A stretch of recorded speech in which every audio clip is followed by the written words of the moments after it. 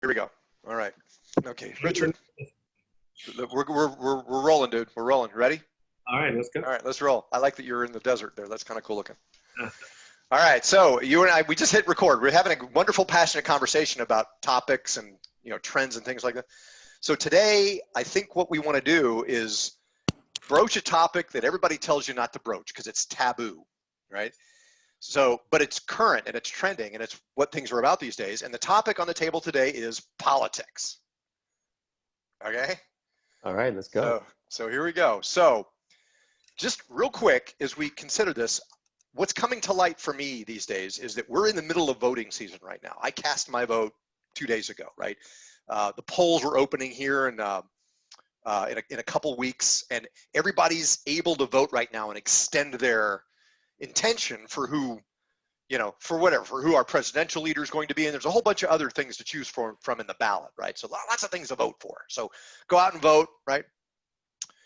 One of the things that I'm experiencing is we know it's kind of common knowledge right now that our society is divided, right? It's this side versus that side these days, and people are choosing sides, right? One thing that's showing up for me, and I just kind of want to broach it, is I'm finding that as people extend their votes and they vote for one side or the other, because you can't vote for both, there is an energy that's coming out that I'm experiencing is that one side is about one thing and the other side's about another thing. And the distinction that I'm making in the context based on some of the feedback I've received is one side is about people caring for one another, people collaborating, people actually creating a society that works, right? By empowering one another, providing value, creating collaborative initiatives that work. The other side seems to be about people using others, taking advantage of others to be able to generate wealth for themselves more so than anything. Again, we could probably pick this apart, and I think this is why the topic's taboo, Richard, is that it's controversial and it can go deep into rabbit holes. And my experience is that the side that's all about wanting to, generate wealth for ourselves and create a capitalistic society that works, and I'm a capitalist, right? I love making money in business, right?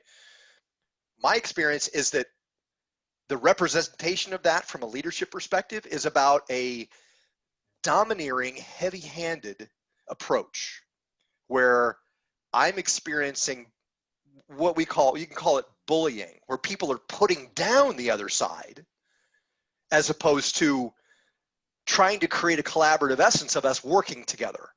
So anyway, the net of it is, as we talk about politics and division, I believe that our political mechanism and our political system was designed for consensus, to make things work together. I think our founding fathers wrote a constitution. We have the Bill of Rights that's designed for this side and this side to come together and make decisions that are best for all of us.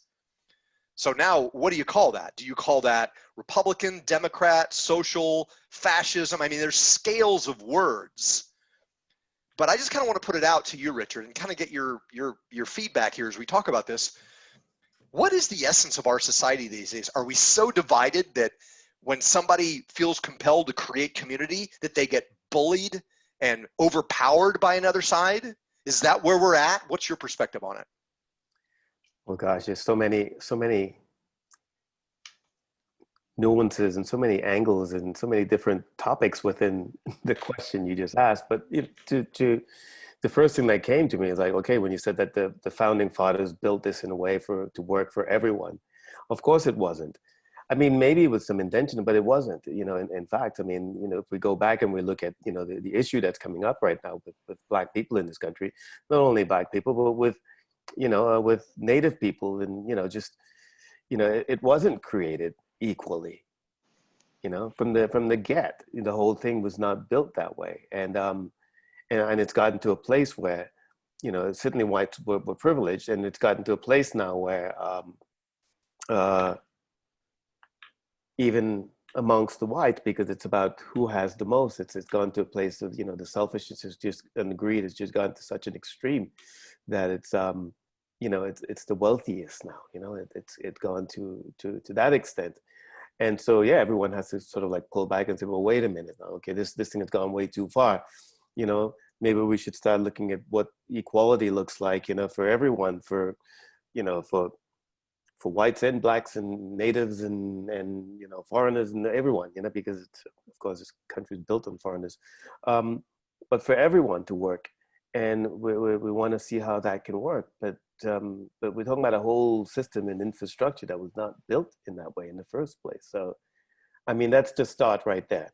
But if you want to bring it into the conversation in relation to what the experience you sort of mentioned earlier, I mean, I'd love to go there with it as well. But I just wanted to, just to get that piece off there, Yeah. that And how this just whole thing was built. right. And as we go deeper, real quick, I'm not here to choose sides, right? Based on the words I've said, you might say, oh, Chris is making implication of which side is better. That's not really what I'm here to do. What I'm here to do is confront the reality of what each side believes and figure out how we can maybe pull it together and make it work collaboratively, right?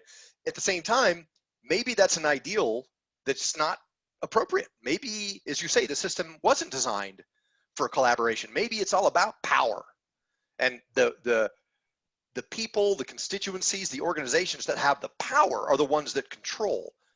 How do you respond to that? Is it about just overpowering people and becoming successful that way? Well, the politics is always about power, sure.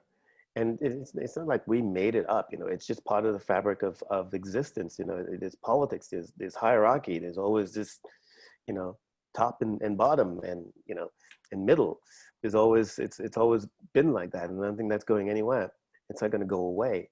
But in terms of, the way the system is created here, between the left and the right, I mean, it's just another example of the binary life that we live. We live in this binary world, the yin and the yang, the up and the down, this and the that.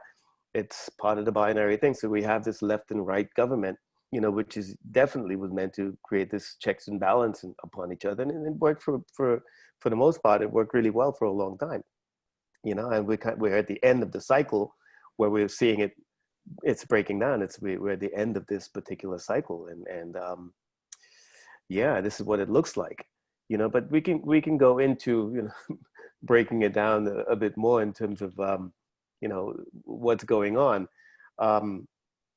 which really relates to, the really the subject, I think, where you're going at. We really want to talk about this, and I'd love to hear more about it too, the experience around, the shaming and the the the separation and how it's being pitted against each other in politics, how the right is pitted against the left, and how the fighting amongst the people, not just in the government, but it's stripped right down to people, how Right. people behave. And both sides think the other side is evil and dark, Mm-hmm. right? And it's funny, I hear people on one side say something about the other side, and the other side saying the exact same thing about the other Mm-hmm. side. Yeah, You yeah. know, it's I mean, the it's words just too are. bad, you know. Oh yeah, it's a very sad thing, but it's also fascinating to experience and to watch. As this whole thing comes undone, there's also the. I mean, I'm an optimist, so I also see that as things are breaking down, there's all kinds of opportunities as well to to to flourish in all of this, to shine through it, no matter what, by being yourself, knowing how you were designed to be yourself and make decisions as yourself, no matter what's going on. Really have your own confidence in how you're here to make decisions and so on. I think So that's I the key so to it. so I think just for this brief vignette, which we're kind of done with, I think the conclusion that I'd like to make is Yes. just what you just said. Vote, everybody. Go out and vote. And Mhm. vote with your heart. Vote based on your values, right? And check your heart for those values. Are different candidates representing those values the way that you see a society evolving? And make sure that you're voting not based on somebody bullying you or telling you to vote, or maybe your family wanting you to conform. Vote based on your heart around how you see our society evolving. Is it a collective collaborative essence, or is it a heavy-handed bullying overpowering essence? It's your choice, and it's your vote. Absolutely. Right That's all on. I got. We'll talk next time, buddy. Thank you. Thank you.